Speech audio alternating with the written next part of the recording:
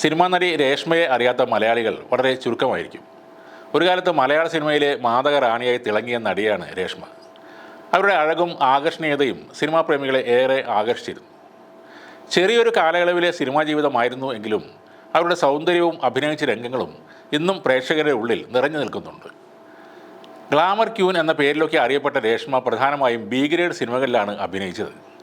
എന്നിരുന്നാലും മുഖ്യധാര നടിമാരെക്കാൾ അധികം സൗന്ദര്യവും ആകർഷണീയതയും അവർക്കുണ്ടായിരുന്നു. മൈസൂരിലെ ഒരു ചെറിയ ഗ്രാമത്തിൽ ഒരു സാധാരണ കുടുംബത്തിലാണ് രേഷ്മ ജനിച്ചത്.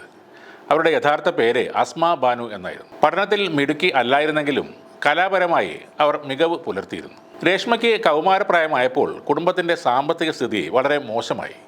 അതോടെ രേഷ്മ തൊഴിൽ നോക്കി പോകാൻ നിർബന്ധിതയായി. ചെന്നൈയിലേക്കുള്ള യാത്ര അവരുടെ ജീവിതത്തിലെ ഒരു പ്രധാന വഴിത്തിരിവായിരുന്നു. ചെന്നൈയിൽ ബഷീർ എന്ന അവരുടെ അമ്മാവൻ അവരെ സഹായിച്ചിരുന്നു.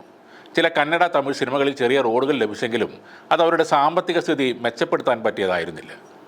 എന്നാൽ ഒരു മാഗസിനിൽ അച്ചടിച്ചു വന്ന രേഷ്മയുടെ ചിത്രങ്ങൾ ചില പ്രമുഖ സംവിധായകരുടെ ശ്രദ്ധയിൽപ്പെട്ടു.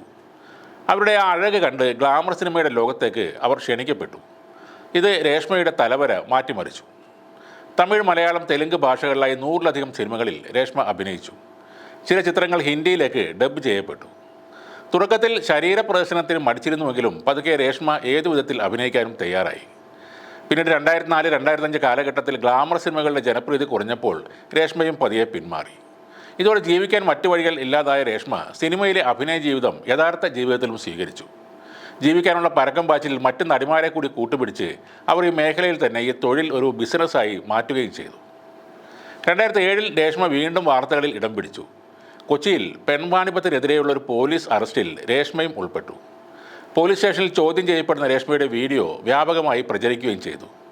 ഷക്കീല എവിടെയാണെന്നൊക്കെ മുറി ഹിന്ദിയിൽ ഒരു പോലീസുകാരൻ ഇവരോട് ചോദിക്കുകയും ചെയ്തിരുന്നു.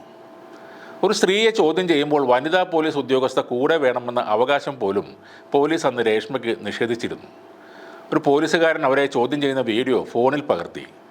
ആ പോലീസുകാരൻ പരസ്യപ്പെടുത്തിയ വീഡിയോയിൽ സമൂഹം ഒറ്റപ്പെടുത്തിയ രേഷ്മയുടെ വേദനയോടെയുള്ള പുഞ്ചിരിയും കാണാമായിരുന്നു. കേസ് കഴിഞ്ഞവർ തിരികെ പോയി. പിന്നീട് അവരെക്കുറിച്ച് വാർത്തകളൊന്നും വന്നില്ല. എന്നാൽ ഷക്കീല ഒരിക്കൽ രേഷ്മയെക്കുറിച്ച് പറഞ്ഞിരുന്നു. രേഷ്മയ്ക്ക് നല്ല സിനിമകളിൽ അഭിനയിക്കാൻ താല്പര്യമുണ്ടായിരുന്നുവെന്നും താൻ അവരോട് അഭിനയം നിർത്തി കുടുംബം നോക്കാൻ ആവശ്യപ്പെട്ടിരുന്നുവെന്നും ഷക്കീല അന്ന് പറഞ്ഞു. ഇന്ന് പുറം ലോകം അറിയാതെ മൈസൂരിൽ കല്യാണം കഴിഞ്ഞ് ഉത്തമയായ വീട്ടമ്മയായി 2 കുട്ടികളുടെ അമ്മയായി മിഡിൽ ക്ലാസ് ജീവിതം നയിക്കുകയാണ് രേഷ്മ. ഒരു കാലത്ത് യുവാക്കളുടെ ഹരമായിരുന്ന രേഷ്മ ഇനി ഒരിക്കലും സിനിമാ രംഗത്തേക്ക് ഇല്ലെന്ന ഉറച്ച തീരുമാനവും എടുത്തിട്ടുണ്ട്.